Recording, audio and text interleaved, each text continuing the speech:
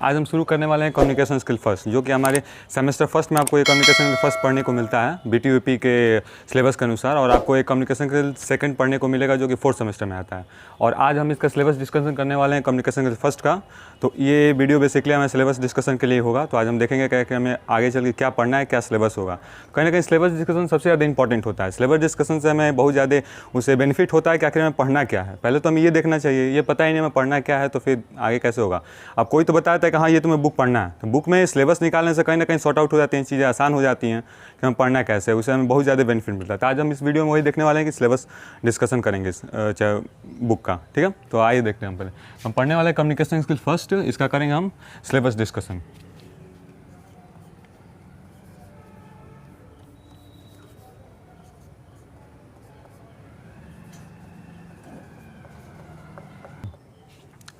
तो हम देखेंगे इसका बेसिकली सिलेबस डिस्कशन देखेंगे। तो डिस्कशन इसका हम करते हैं, बेसिकली कुछ खास है नहीं। इसका देखते हैं कि क्या कैसे करना है। आप लोग राइटिंग पे थोड़ा मत जाइएगा, राइटिंग तो वैसे आप लोग जानते हैं राइटिंग, हाँ राइटिंग मायने रखता है, लेकिन फिर भी राइटिंग को देखना चाहिए। तो मैंने सिलेबस को पहले दो पार्टों में डिवाइड किया है। पहले हम फोकस करेंगे हमारे राइटिंग सेक्शन पे और उसके बाद ग्रामेटिक पोर्शन पे। तो इसमें क्या होता है, हम सबसे पहले उस चीज़ को फोकस करेंगे जिससे हमारे मार्क्स ज़्यादा ऑब्टेन हो। तो उसमें मैंने पहले यहाँ पे किया, उसके लिए मैंने किया यहाँ पे राइटिंग सेक्शन के लिए। तो राइटिंग सेक्शन को हम पहले देखेंगे कि उसमें क्या क्या आते हैं। तो उसमें हमारे बेसिकली इसमें हमको 4 पढ़ने हैं। तो इस हिसाब से हमारा पहला हो जाएगा, यहाँ पे पहला जो हमारा चैप्टर आता है वो हो जाएगा हमारा बेसिक ऑफ कम्युनिकेशन।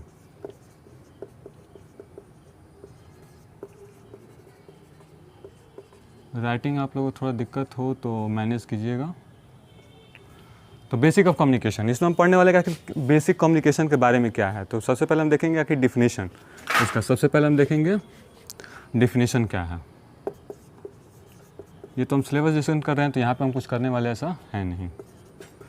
तो सबसे पहले अपनी डिफिनेशन, किसी भी चीज़ का शुरुआत यही से होता है कि फिर डिफिनेशन क्या है।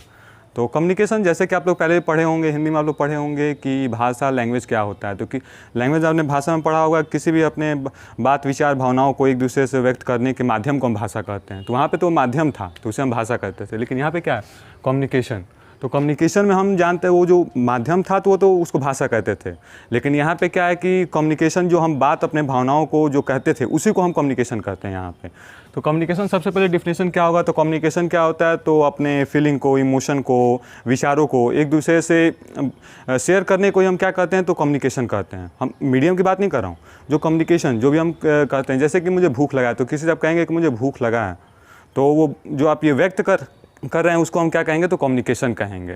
तो ये इसमें हम कहते हैं कि मान लीजिए कम्युनिकेशन में यही हम बेसिकली इसका डिफिनेशन देखेंगे कि कम्युनिकेशन होता क्या है। फिर उसमें आगे इसका पढ़ते हैं कि आखिर प्रोसेस ऑफ कम्युनिकेशन, आखिर प्रोसेस क्या है।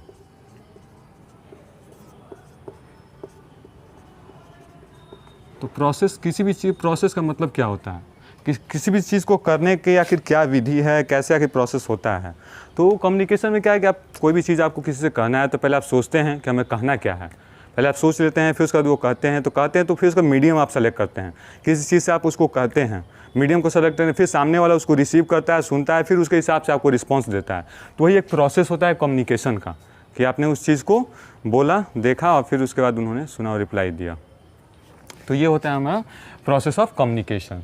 उसके बाद प्रोसेस देखेंगे, उसका देखेंगे टाइप ऑफ कम्युनिकेशन, आखिर कम्युनिकेशन कितने तरह के होते हैं। तो ये इसमें हम पढ़ेंगे इसके अंदर कम्युनिकेशन के टाइप ऑफ कम्युनिकेशन। तो इसमें हम बेसिकली जैसे कि पढ़ेंगे, तो इसमें हमको पढ़ना है जैसे कि इसके बेसिकली आ जाएंगे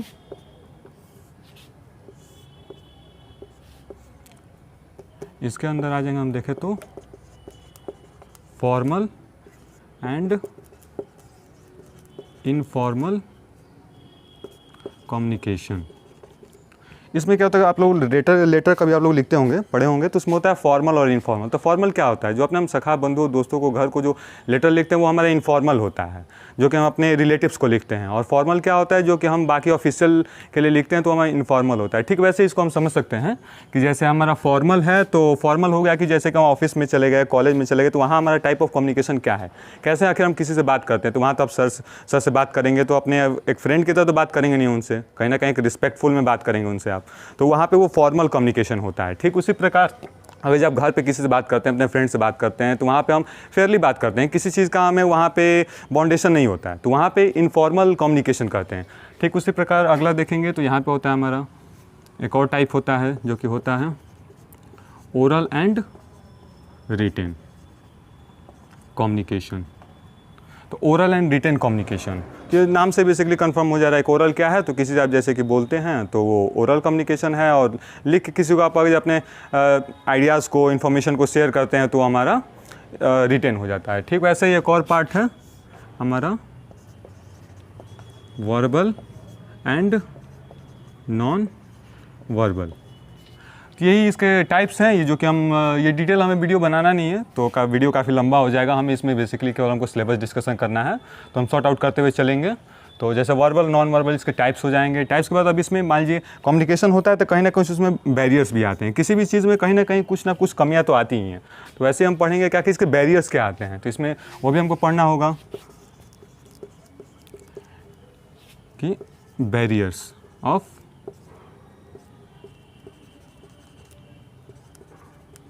कम्युनिकेशन क्या है।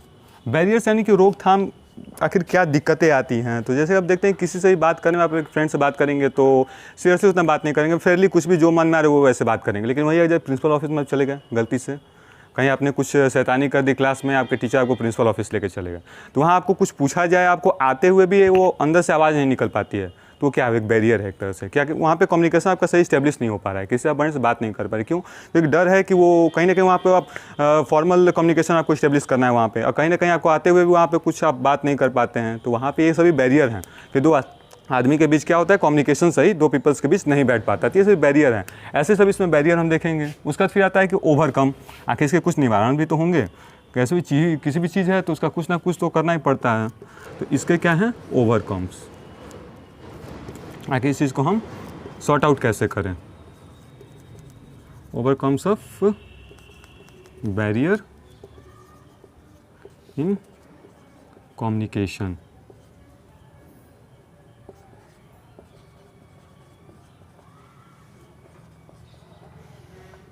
ठीक है, तो हम इसको ओवरकम करेंगे कि आखिर क्या हो, कैसे हमें बातचीत करें, कि आखिर क्या हम करें कि हमारे क्या हो इस्टेब्लिश, जो भी हमें कम्युनिकेशन हो दो पीपल्स के बीच में, वो आसानी से हो, बढ़िया से हो, बिना किसी बैरियर के। यहाँ पे ओवरकम्स पढ़ेंगे। फिर उसका आते हैं हमारे टूल्स। अब यहाँ पे हम पढ़ेंगे वही जो हमने पढ़ा था, जब मैंने पहले ही आपको एग्जाम्पल दिया था कि आखिर भाषा क्या होती है।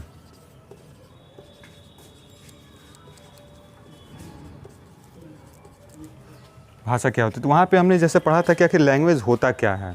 जैसे कि आपने पढ़ा था भाषा क्या है, तो किसी भी अपने बात को, विचार को, अपने फीलिंग्स को एक दूसरे पीपल्स तक पहुंचाने के माध्यम को क्या कहते हैं, भाषा कहते हैं। तो वहाँ पे ये भाषा है जो कि लिखित, मौखिक, ये क्या है, भाषा है, लैंग्वेज है। तो वो क्या एक तरह से वो आपके लिए मीडियम है कि आप किसी से अपने फीलिंग्स को व्यक्त कर रहे हैं किसी के सामने। तो बस वही यहाँ पर हमें पढ़ना है कि आखिर ये जो भी हमारे कम्युनिकेशंस हैं, तो वो कैसे हम आखिर कैसे एक दूसरे तक अपने पहुंचाएं। तो हम किसी माध्यम का यूज़ करेंगे। जैसे आजकल आप लोग बहुत ज़्यादा सोशल मीडियाज़ का यूज़ करते हैं, जैसे अपने फ्रेंड से किसी से चैट कर रहे हैं, तो कहाँ वहाँ पे रिटेन आप कहीं ना कहीं एक कम्युनिकेशन का टूल्स का आप यूज़ कर रहे हैं। वही किसी से बात कर रहे हैं तो वहाँ पे आप ओरली बात कर रहे हैं, तो ये सभी क्या है, मीडियम्स है। किसी को आप मेल सेंड करते हैं, मैसेज सेंड करते हैं, ये सभी एक मीडियम है जिसके थ्रू आप किसी न किसी से आप बात कर रहे हैं।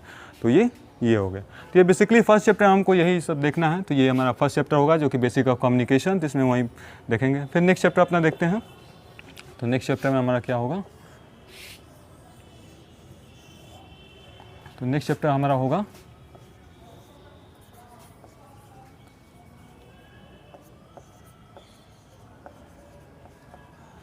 रीडिंग स्किल पे। ठीक है, तो रीडिंग स्किल आप लोग 9, 10 से 8 में, 7th में भी आप लोग ये करते हुए आए हैं। जैसे आप लोग ग्रामर का अपना जो भी एग्ज़ाम्स देते होंगे, इंग्लिश का एग्ज़ाम देते होंगे, तो सबसे पहले एक अनसीन पैसेज आता होगा, अपठित गद्यांश जिसे हम कहते हैं, हिंदी में आप लोगों ने दिया होगा। उसमें क्या होता है, एक पैराग्राफ आता है, आपको उसके रीडिंग करके उसके हिसाब से आपको क्वेश्चंस देने होते हैं, उस क्वेश्चंस के आंसर देने होते हैं। तो बेसिकली इसमें भी वही होगा रीडिंग स्किल में। इसमें क्या होगा, तो ऑन सीन पैसेज फॉर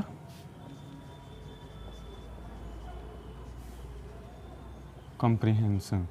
ठीक है, जिसमें आपको कुछ पूछे जाएंगे। कंप्रहेंशन आता है तो उसमें केवल क्वेश्चन आंसर इसमें नहीं देने होंगे, उसमें जैसे कि आपको वन वर्ड सब्स्टिट्यूशन, जैसे कि कोई सेंटेंस होता है उसके आपको एक वर्ड में उसका आंसर देना होता है, तो वो वन वर्ड सब्स्टिट्यूशन कहते हैं। Antonyms, synonyms. एंटोनिम्स क्या होते हैं? तो अपोजिट, कोई भी वर्ड है उसके अपोजिट, डे है तो नाइट है, तो ये एंटोनिम्स हो गए। सिनोनिम्स हो गए किसी भी चीज़ के पर्यायवाची शब्द, एक ही शब्द के कई अलग अलग भी वर्ड होते हैं उसी मीनिंग के, तो उसे हम सिनोनिम्स कहते हैं। तो वो सब इसमें पैराग्राफ से रिलेटेड आपको सब कोई भी वर्ड दे दिया जाएगा, उसके आपको सिनोनिम्स, एंटोनिम्स या फिर कोई एक सेंटेंस दे दी जाएगी और आपको उस हिसाब से उसके वन वर्ड सब्स्टिट्यूशन बताने होंगे। तो इस पैराग्राफ में ये सभी आ सकते हैं आपके, जैसे कि वन वर्ड सब्स्टिट्यूशंस।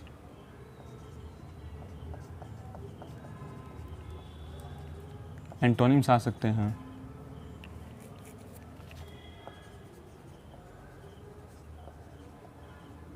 इसी में हम सिनोनिम्स भी कर सकते हैं।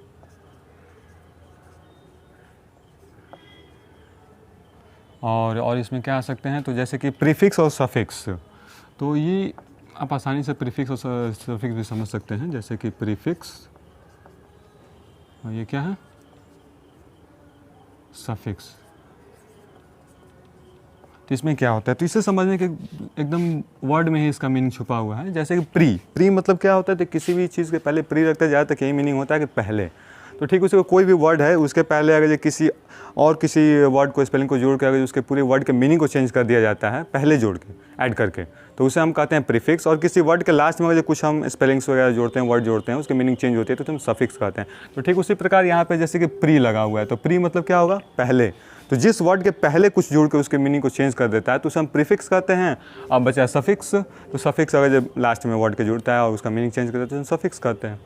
तो इसमें यही था। फिर आगे देखते हैं, अगला नेक्स्ट चैप्टर होगा, तो इसको इरेज कर लेते हैं, जगह है नहीं काफ़ी, तो आप लोग इसे स्क्रीनशॉट ले सकते हैं, पॉज करके इसे नोट कर लेंगे। तो आगे बढ़ते हैं हम।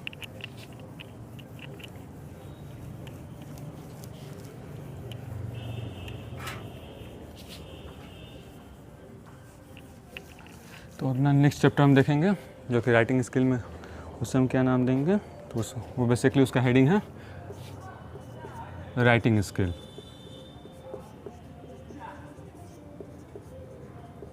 राइटिंग स्किल्स, ठीक है।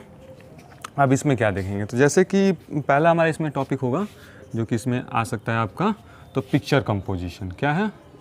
Picture composition.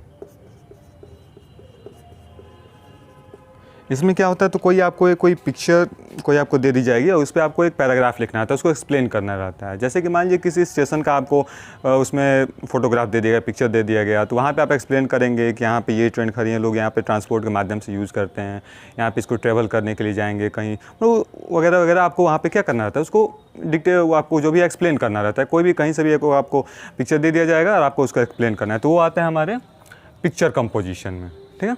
तो इसके अंदर फिर एक नेक्स्ट आता है हमारा राइटिंग पैराग्राफ।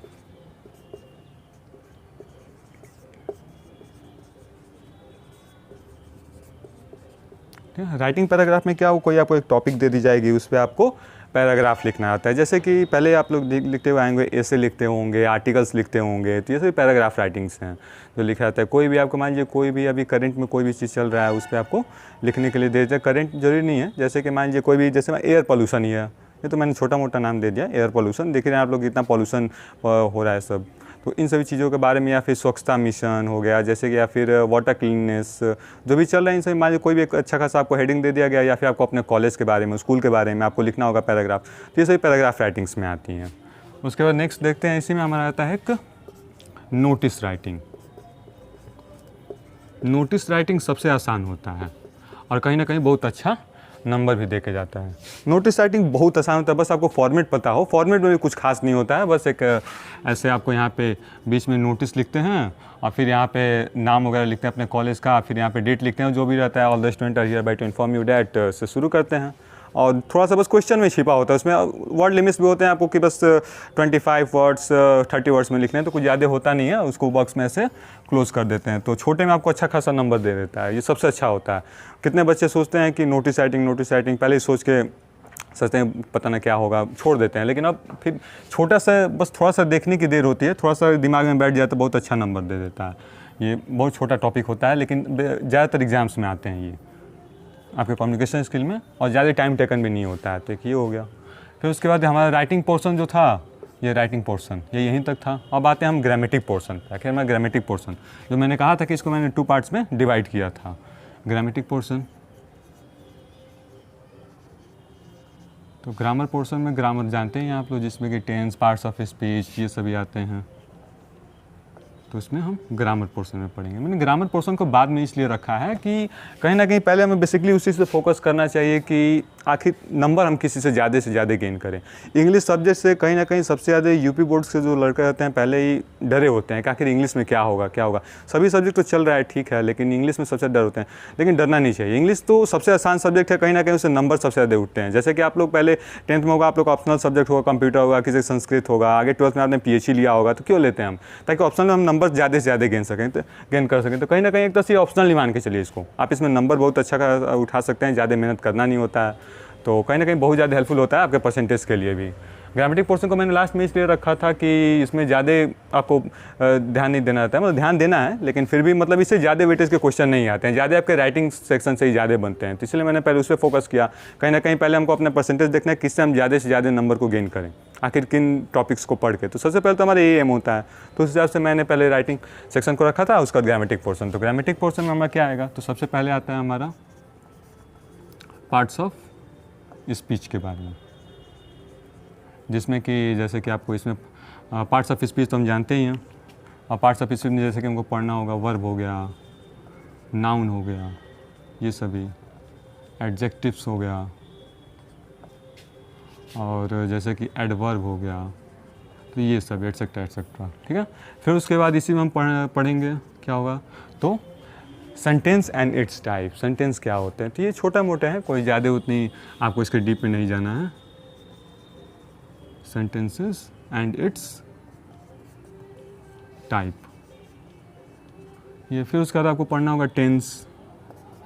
कुछ ज़्यादा इसके वेटेज नहीं होते हैं, हल्का फुल्का होते हैं, लेकिन अगर आपका राइटिंग पोर्शन सही है तो कहीं ना कहीं बहुत अच्छा आप कर ले जाएंगे। किसी किसी का ग्रामर भी वीक होता है, तो जरूरी नहीं ग्रामर देखना चाहिए। ये मैं नहीं कहूँगा कि मत देख के जाओ, देख तो सभी जाना चाहिए। क्या पता कैसा क्वेश्चन पेपर बन जाए, किसी को आइडियाज़ तो होता नहीं है, लेकिन देख के जहाँ से कॉन्फिडेंस रहता है कि हाँ आएगा तो कुछ ना कुछ तो कर ले जाएंगे, तो वो एक रहता है कि तैयारी तो कीजिए सभी का। बाद में आपको जो हार्ड है उसको तो देख के जाना ही चाहिए। कहीं ना कहीं जो सबसे इजी होता है पोर्शन, सबसे पहले उसको याद करो, लर्न करो बढ़िया से, उसको तैयार करो। उसके बाद जो हार्ड होता है उसको भी मत छोड़ो, उसको भी कहीं ना कहीं वो रीडिंग जैसे तुमको समझ में वैसे थोड़ा देख के जाना ही चाहिए। क्वेश्चन भी आया तो ऐसा ना लगे अरे कहाँ से आ गया, करें अब क्या करें, तो कहीं ना कहीं ऐसा करके जाना चाहिए, कुछ ना कुछ उसके बारे में कर दें। तो टेंस देखेंगे, उसके बाद होगा active passive, active voice and passive voice. ठीक है। और एक होगा हमारा डायरेक्ट और इनडायरेक्ट, डायरेक्ट एंड इन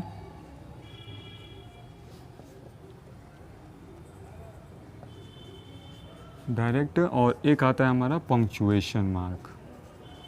इसमें क्या होता है कि बेसिकली आपको एक सेंटेंस दे दिया जाएगा जो कि उसमें कोई कुछ मार्क लगा नहीं होगा, उसमें आपको सेंटेंस को करेक्ट करना हो। कोई भी सेंटेंस है, जैसे कि आप लोग कहीं ना कहीं जैसे कोई एक वर्ड होता है, जैसे कि आप बोल रहे हैं अच्छा, तो इसके कई फीलिंग होते हैं, अच्छा, तो कहीं ना कहीं वो एक एक्सप्रेशन पे डिपेंड कर रहा है। ठीक वैसे कोई भी सेंटेंस है, तो कोई आप सेंटेंस बोलते हैं तो जब तक उसके लास्ट में फुल स्टॉप ना लगे, क्वेश्चन मार्क ना लगे, तब तक वो एक्सप्लेन पूरी तरह से कंप्लीटली एक्सप्लेन नहीं होता है। कहीं ना कहीं सेंटेंस को रॉन्ग माना जाता है। कोई किसी भी मीडियम से उसको ले सकता है, कोई किसी भी मीडियम से ले सकता है उसको। तो कहीं ना कहीं जो पंक्चुएशन मार्क्स होते हैं बहुत ज़्यादा इंपॉर्टेंट रोल प्ले करते हैं हमारे किसी भी सेंटेंस में। तो इसमें बेसिकली हम वही पढ़ेंगे जो भी हम पंक्चुएशन मार्क्स होते हैं। जैसे कि कोई भी सेंटेंस है तो उसके लास्ट में फुल स्टॉप लगाते हैं तभी कंप्लीट माना जाता है। जैसे कोई क्वेश्चन वाला क्वेश्चन है तो क्वेश्चन मार्क लगाते हैं, कहीं कहीं हम कॉमास लगाते हैं, शॉर्ट पीरियड ऑफ टाइम के लिए रुकना होता है तो ये सभी ब्रैकेट लगाते हैं। तो ये सभी इसमें पंक्चुएशन मार्क में आते हैं। तो अभी तो सिलेबस हमारा बेसिकली यही था, इसमें कुछ ज़्यादा हम पढ़ना नहीं है, तो बस यही सब है, इसी को हम पढ़ेंगे। तो यही सिलेबस डिस्कशन करना होगा। बाकी क्लासेज फिर अपनी टाइम से चलेंगी। तो आज के लिए बस इतना ही।